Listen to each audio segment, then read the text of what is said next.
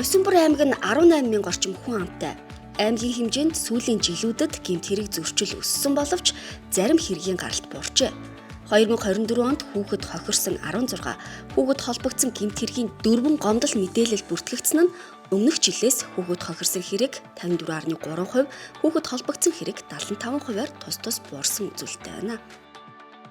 Сүүлийн оны байдлаар бол манай аймгийн хэмжээнд бол гэмт хэрэг зөрчлийн тоо нь нэлээд өсөж байгаа юм хандлага ажиглагдж байгаа. Тухайлбал одоо 2024 онд нийт одоо гарсан гэмт хэргийн шинжтэй гомдол мэдээллийн тоо бол 20%-аар өссөн юм дүнтэй байгаа. За гэвч прокурорын байгууллагаас бас гэмт хэрэг суртсан сэргийлэх тодорхой төрлийн гэмт хэргийг бууруулах чиглэлээр бас анхаарч ажилласны дүнд бас зарим одоо ийм эерэг нааштай хандлага бас гарч байна. Тухайлбал одоо өнгөрсөн онд бол авилга албан тушаалын гэмт хэрэг бол манай аймагт бол 80%-аар буурсан. За хүүхдийн одоо бэлгийн эрх чөлөөний эсрэг гэмт хэрэг, бэлгийн хүчирхийллийн гэмт хэрэг бол 30%-аар буурсан ийм дүнтэй байна.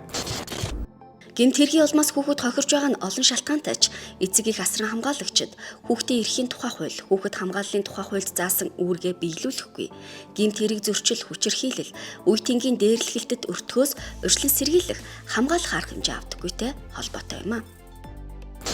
Гэмтрийн улмаас хүүхэд тохирч байгаа хэргийн шалтгаан нөхцөлийн үед бол нэн тэргүүний ээлжинд эцэг эхээс хүүхдэд тавих анхаарал халамжсуул тэднэртэй бол одоо чин сэтгэлээсээ ойлголцож ярилцах гэхээс илүү одоо хүчилдэг хийгээгүй зүйлийг нь одоо хийхийг шаарддаг тийм ээ өөрийгөө тулгадаг зэрэг одоо хүүхдэдтэй харилцах харилцаанаас нь эхэлээд одоо шууд шалтгаан толгой ирэхэд байна.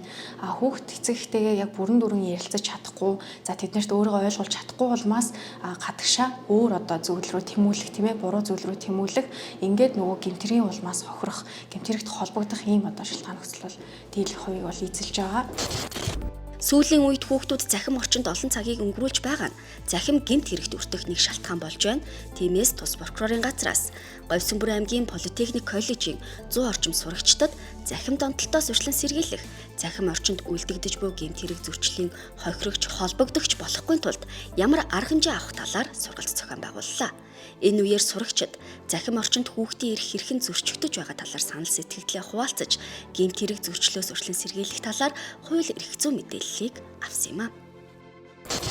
За ялангуяа захим хэрэглээ өссөнтэй холбогдуулаад за захим гэмт хэргийн улмаас хүүхэд хохирох, за мөн хүүхэд холбогдох хэрэг бол хийхэн өсөж байгаатай уялдуулаад манай байгууллагын зүгээс бол хүүхдүүдтэй энэ захим гэмт хэргээс хэрхэн урьдчилан сэргийлэх вэ? Захим гэмт хэрэг гэж юу нь яг юу юм те? Захим гэмт хэргээс бид нар яаж урьдчилан сэргийлэх вэ? Дан ганц бид нөгөө төрийн байгууллага, бусад байгууллага, сурагч багш нар гэхээс илүүтэй хүүхдүүд бид нар өөрсдөө хэрхэн хамгаалах вэ гэдэг байдлаар тэд нар зүгээр нэг мэдээлэл өгөх гэхээс илүү тэд нартэй одоо ярилцах, асууж асуух тийм ээ сургалтыг бол явуулах ийм чиглэлээр ихэд ажиллаж байгаа. Захим гэмт хэрэгээс урьдчилан сэргийлэх, түүнээс өөрийгөө хамгаалах, тэгээд бас кибер гэмт хэрэг гэдэг нь юу гэдгийг бас ойлгож авлаа энэ сургалтаар.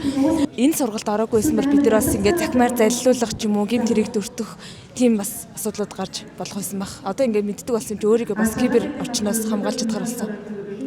16 тагаасаа тэгээд хариуцлага илүүдэг олцоолоо тэгээд болгоомжтойгоор аль хэлээ да. Сошиал хэрэглээнд хамаа намайг үдтгэж болох шүү. Хэний ч мэдгүй хүмүүс зөндөө л байгаа. Тийм болохоор жоохон болгоомжтой байхгүй. Энэ захим орчин гэрүүтэй зөв зохистой эргэл зураарэ. Бусдыгаа ерөнхийдөө яг захим орчноор битээ дээрлэхээр л захим орчинд альва гэмт хэрэгт өртөхгүй тулд танихгүй хүнд зураг бичлэг, гэрийн хаяг зэрэг хувийн мэдээлэл өгөхгүй, бусдын ятгалахад автахгүй, уруу татагдахгүй байх, захим дээрлэхэлтэд өртсөн бол эцэг их асран хамгаалагчдад цаг алдалгүй мэдээлж, мэдээллийн аюулгүй байдалд анхаарах нь чухал юм а.